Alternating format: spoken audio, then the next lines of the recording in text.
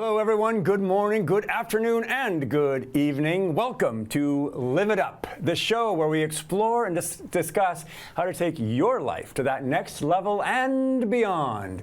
We cover health, wealth, relationships, and how to create a life that feels good. Because after all, that's all we want. We want to feel good. I'm your host and coach, Fletcher Ellingson. Today on the show, we're going to be visiting with Jill Gentry, who is a mindset coach specializing in food and body freedom and cancer care coaching. I just met Jill a couple days ago and asked her to be on the show to share about some of the work she's been involved with. This is going to be an inspiring and an important conversation for us all as we continue to navigate the wild ride of life, so stick around. But before we get to that, I do want to remind you that if you have questions you would like me to answer on or off the air, you can email those directly to me at fletcher@fletcherellingson.com. And if we use your question on the show, I'll send you a copy of my Amazon best-selling book called The Practice of Feeling Good. If you have been following the show and want to learn more about personal development and how to take your life on more powerfully, then grab a copy of this book. You can also visit me at my website at fletcherellingson.com. Now, before we get to our interview, I just want to take a quick moment to acknowledge that there is a lot of uncertainty in our world. There are wars, there are protests, there are accusations and trials, inflation, division, lots of uncertainty. And that level of uncertainty can set people on edge. It can bring out behaviors that typically don't serve us or those around us very well. And so I want to take a moment to remind all of us that we can be part of the solution. And the fastest and easiest way to do that is to simply be kind. The way I define kindness is friendliness, generosity, consideration, and the willingness to offer assistance without the need for praise or acknowledgement. Kindness highlights people's strengths instead of reminding them of their weaknesses. It unites people instead of dividing people. It heals and fosters well-being instead of injuring. And it feels good to give, to receive it, and to be around it. Kindness is powerful. So look for where you can spread some kindness today. Hey, we're going to take a quick, short commercial break, and then we're going to be right back to visit with Jill Gentry. So do stay with us.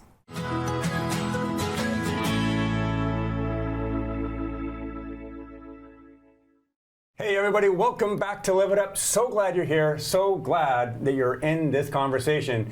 Today we're meeting Jill Gentry. Hi Jill. Hi. Thanks for being on the show. Yeah, thank you for having me. Yeah, as I said at the top of the show, we just literally met a couple days ago, and I came across Jill's information online. And I thought, this is someone I want to get to know. What you're up to is inspiring, and so let's just jump into it. Ready? Sounds good. All right. Love it. Well, we always like to start with wins, so give me a couple things that are going well in your life. Or things that you're grateful for. Yes. Well, as much as I'm a business owner, I'm also a mom. And I am a mom who loves the teenage years. So I have 2 teenage boys at home and a 10-and-a-half-year-old daughter.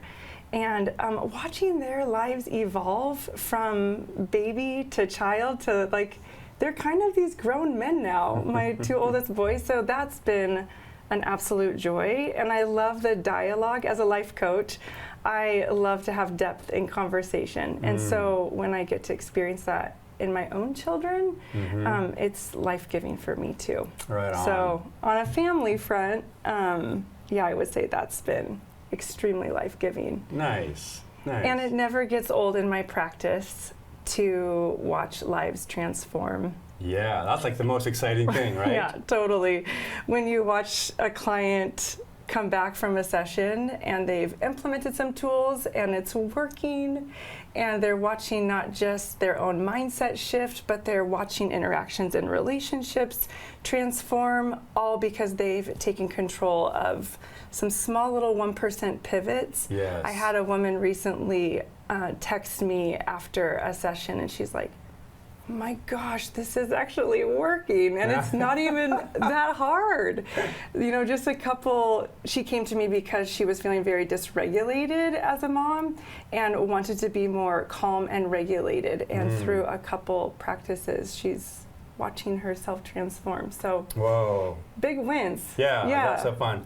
Yeah, I frequently say, like, one of the most exciting things in life is being witness to transformation in other people's lives. It's like, it just never gets old. It's always exciting, right? It's always exciting. And inspiring, right? Because I get so much inspiration from my clients watching them as they transform their lives. And I love that you mentioned calm just now, and we're going to talk about calm. And one of the things I said just before we started filming is like, oh my gosh, you have such a calm energy about you, and it's so pleasant, right? And it's cool that you're helping some of your clients tap into that, because it can be a real difference maker. Would you agree? Absolutely. Yeah. And deceiving. I think calm is deceiving, because we think we need to go from this place of like, I'm angry or I'm highly anxious and I should just only feel calm. But there is a process to that. There is a process of figuring out, well, our system isn't actually created to go from high anxiety to just calm. And so we can implement lots of tools to slowly get to that place. So one of my goals was, to bring more peace and calmness into my life. And I would say over the past 5 years, I've created intentionality around that. Yeah. Well, I love that. It does take intentionality, right? And it takes practice. It's all. For me, it's all about the practice. It's like you can have knowledge, and knowledge is interesting, but it's not going to make a difference for you until there's execution. So I hear you are practicing being calm. Yeah. For sure. Yeah. Really cool. So let's talk a little bit more about this. You recently put on a workshop about calm, about being present. Tell us a little bit about that and why that's important. Yeah, so I collaborated with Nancy Barrett at Class with a Glass here in Wenatchee, which has been so fun. That was our 3rd event together. And we start the evening out with I will coach and offer some tools that we can just practice and implement there. And then we head off to her paint studio and do some kind of art experience together. It's a beautiful collaboration. For me, and what I've seen with my own clients, when we can choose to become present, this idea of anxiety, especially overwhelm, I call it confusion indulgence. A lot of us train our minds to just stay looping in confusion, and then we don't know how to get out of it, so we just continue to crave and indulge more of that when we're really wanting to get out of this. And so becoming present means the now. How can we actually experience being in the now with ourselves? The future is going to be there. The past is already gone. And so when we engage in our future self, in our now present self, our future self is so grateful for what we are going to gift it. So what I have seen is a release of needing to stay in confusion or overwhelm. I've seen a softening within clients, and even in just becoming present. It was a 2-night series, and I watched women, based on their own testimony, share, I feel different today. Like, I actually have a few more tools to practice this in my own daily life. So the hard can dissolve. It takes time. Sure. But the hard, the overwhelm, the anxiety, the reaching and the coping starts to just kind of fade and dissolve when we can engage in the now. I love that so much. Now more than ever, we need these types of tools, right? For sure. We are so overstimulated. There's such a competition for our time, right? We're just constantly competing for time, and to take a moment to pause, to be in the now, it is so valuable. I know this, I'm speaking from personal experience, because that practice I didn't always have, right? But what's great about that is that I have that contrast as well. I know very well what it's like to live from overwhelm and confusion, like you said, and kind of loop in that. So I have that contrast, and when you can get to that place of being present, what a relief, right? Yes. And relief is one of the best feeling emotions, Yes. right? Absolutely. Yeah, people love to feel relieved. Yes. So, really could. And can you tell us tell me a little bit about the pause, the word pause for you? Oh, like it's my #1 lifetime tool ever. It's part of my logo. My logo is Pause Tribe. It is the first tool. When I hired my very first coach, I was suffering from constant chronic dieting. And if I wasn't on a highly restrictive food diet, then I was binge eating. And just thought that's normal and how you did life. I really didn't think anything outside of that. And I remember the last diet I did, I ended up throwing my phone. I was so angry at it. And that's what propelled me into pausing and realizing, no, there has to be more than this cycle that I'm living in. And so through a course of very few actions, I hired a coach.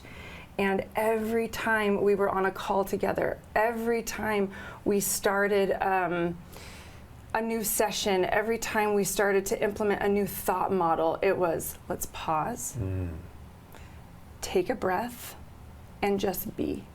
And once we're grounded in our being, then let's move forward.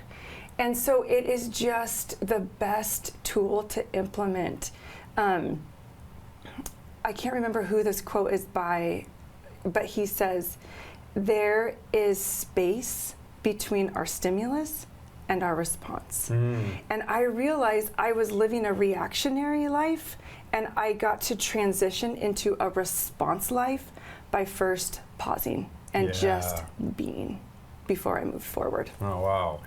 Like, that is some significant wisdom, right? That pause, there's so much possibility in the pause, right? I love that.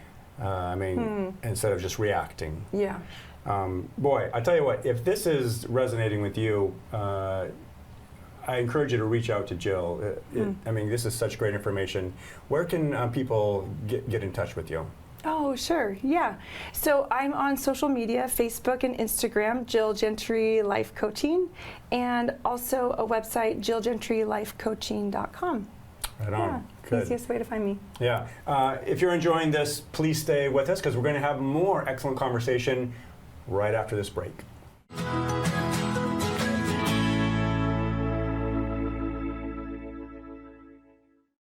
Hey everybody, welcome back to Live It Up. So glad you're here. We're talking today with life coach Jill Gentry, and she is laying down some really, really good tools for us. Let's continue this conversation, Jill.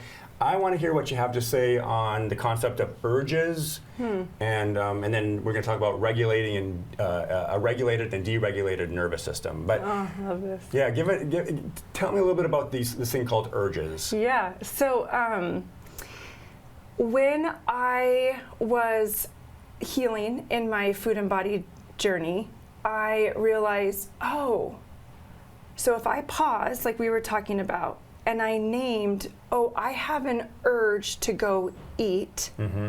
Nothing wrong with that. Morally, there's absolutely nothing wrong with that. At the same time, am I hungry? Can I check in with my body, notice what's going on? Am I wanting to go eat because I actually don't want to feel something that's really hard? Am I using food as a coping mechanism? Or what is it for food? Because food was just my go-to, so I didn't even have to consider life. Yeah. So often when I wanted to just start binge eating, which binge eating is eating uncontrollable in quite a few hours. And so when I would engage in that behavior, I would notice, okay, pause, there's an urge. So how I learned it and how I guide my clients, which is fun, is to urge surf. And so if you think about an ocean and the depths of the sea, and here comes, you can kind of detect that there is a wave on the horizon. And then here it comes, and then we get the white surf, and what happens, right? It goes down onto the shoreline and washes back out. And so if we can sit in the discomfort, because we are worthy to sit in discomfort, that if we can sit with the discomfort of an urge and name it, okay, this is a habit, this is a pattern, it's just behavior, I want to go binge eat. This is what my whole system knows. I'm going to name it, that's an urge. So what I'm feeling, it's in my chest, like it's just burning and it's so uncomfortable. And so maybe during that urge, okay, here it comes, and then it's like hot, heavy. Yep, this is super uncomfortable. I can stick with it. I'm surfing this urge out. And then about 90 seconds, emotions last. The discomfort of an emotion in our body lasts about 90 seconds. The wave goes out, the urge has been surfed, and there's a dissolve. And we honor ourselves so deeply when we can just surf that urge. Oh gosh, that's so good. So many good things in there. I gotta call out two. Number one is I love what you said was the urge is not bad. Totally. There's nothing wrong with any of our emotions and urges. They are not bad. You're simply noticing a pattern. And there's such power in the noticing of. Absolutely. Right? And so what I hear you saying is, yeah, so first of all, we're releasing that shame or I'm bad or I'm not good because I have this urge. No, this urge doesn't mean anything about you. It's simply you're noticing a pattern in an emotion. Love that. And second of all, what I really want people to hear is this urge, this emotion that feels so pressing, so real, and it is real because it's like chemicals, right? Absolutely. But what I hear you saying is, be with it. Yes. Be with the discomfort. We're not running from it. And the empowering story that we can bring to this, which you did, is the empowering story is it's going to fade in about 90 seconds. Yeah. It's going to pass. It is going to pass. And so if you can be with that discomfort, and that's a practice too, yes? Absolutely. Yeah. And you'll notice over time that the frequency and the intensity starts to shift.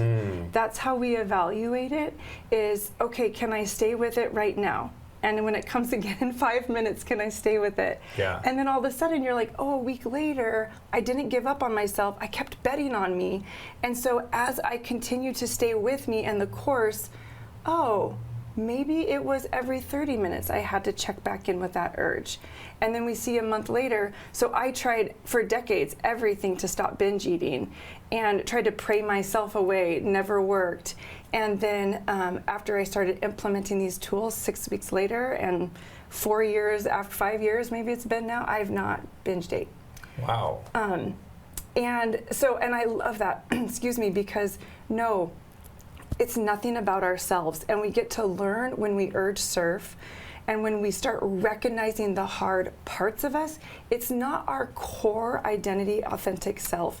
There's a gap between the system and the behavior that we've learned to function in, that's from our survival brain, and then we get to access our adult brain and find our truest self. But it comes with that pause and gap again. Love that. Love all of that.